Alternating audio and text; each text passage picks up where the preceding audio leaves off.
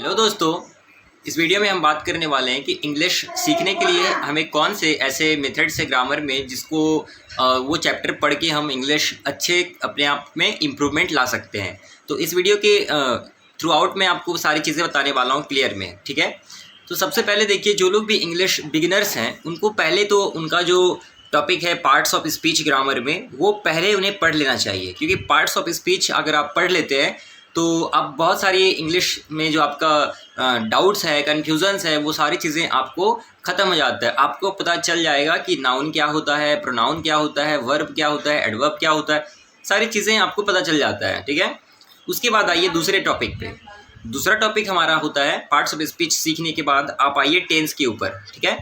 क्योंकि टेंस एक ऐसा टॉपिक है जो आपको ये बता देगा कि आपको बात अपना बोलना कैसे है। टेंस वैसे तो सभी लैंग्वेज में ज़रूरी होता है, इंग्लिश में भी ज़रूरी है, तो इससे हमें पता चल जाता है कि बात को बोलने का तरीका क्या होना चाहिए। अगर कोई काम हो चुका है तो उसको कैसे बोलते हैं, कोई काम अगर होने वाला है इन फ्यूचर तो उसको कैसे बोलेंगे। सो इन दैट वेज आपको जो है पहले पार्ट्स ऑफ स्पीच और उसके बाद आप क्या कर सकते हैं, टेंस को सीख सकते हैं, ठीक है।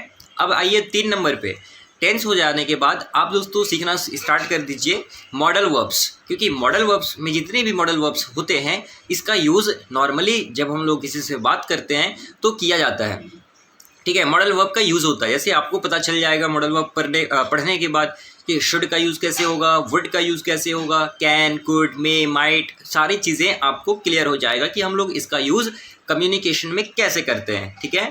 ये था हमारा तीसरा टिप। और फोर्थ पे अगर आप बात करें तो मैं आपको सजेस्ट करूंगा एक्टिव एंड पैसिव वॉइस, क्योंकि active and passive voice is one of the important topic in English grammar. After learning this topic separately आपको ये पता चल जाता है कि हम लोग बातों को और कैसे रख सकते हैं दूसरे तरीके से। जब भी आप कोई न्यूज़पेपर पढ़ेंगे, किसी से मान लीजिए आप किसी को देख रहे हैं, सुन रहे हैं, तो वो अगर बात करते हैं तो बहुत सारे पैसिव वॉइसेस में वो सेंटेंस अपना बोलते हैं। तो इस तरह से भी आपको पैसिव वॉइस सीखना चाहिए। और अगर एग्ज़ाम की प्रिपरेशन से बात करें तो उसके लिए भी active and passive voice grammar में एक सेपरेट टॉपिक होता है। तो हमारा ये फोर्थ पॉइंट था, active and passive voice.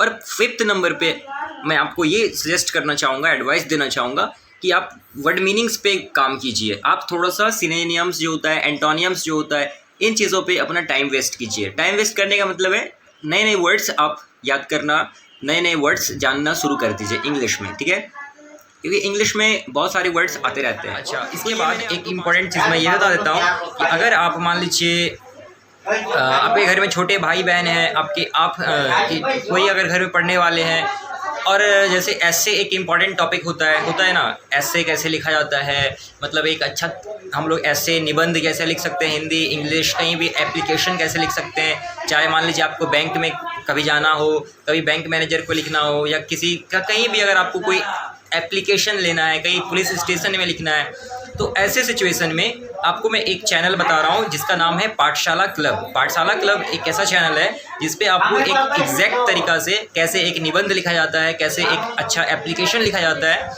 Simple language में आपको वहाँ पे सिखाया जाता है। तो मैं ऐसा उम्मीद करूँगा कि आप जब एक बार उस चैनल पे विजिट करेंगे, पाठशाला क्लब नाम से चैनल है, तो आपको पता चलेगा कि उस चैनल में कितने आपके लिए बेनिफिशियल वीडियोस वहाँ पे अपलोडेड है, ठीक है। और वो जो चैनल है अपलोड आपके लिए वीडियोस हमेशा एक नया चीज़ें करते रहते हैं। तो आपके छोटे भाई बहन को आप सजेस्ट कर सकते हैं वो चैनल, ठीक है। और आप भी अगर चाहें तो वो भी विज़िट कर सकते हैं और आपको बहुत हेल्प होगा, ठीक है। क्योंकि बहुत बार ऐसा हो जाता है, हम कन्फ्यूज़ हो जाते हैं, हमें पता ही नहीं चल पाता है कि हम शुरुआत कौन से लाइन से करें, कैसे लिखना शुरू करें। बात की तो हम बना के लिख सकते हैं, लेकिन स्टार्टिंग पता नहीं चल पाता है। तो वहाँ पे पाठशाला क्लब नाम का जो चैनल है वो आपका काफ़ी हेल्प करेगा, ठीक है। तो मैं ऐसा उम्मीद करता हूँ तो आप एक बार विजिट कर लीजिए, ठीक है। तो हम मिलते हैं एक अगले वीडियो के साथ। Till then take care and good bye, जय हिंद। और अगर ये वीडियो आपको पसंद आया हुआ है तो मैं इसके लिए आपसे बहुत बहुत धन्यवाद देता हूँ। तो मिलते हैं नेक्स्ट वीडियो के साथ। Till then take care, good bye, जय हिंद।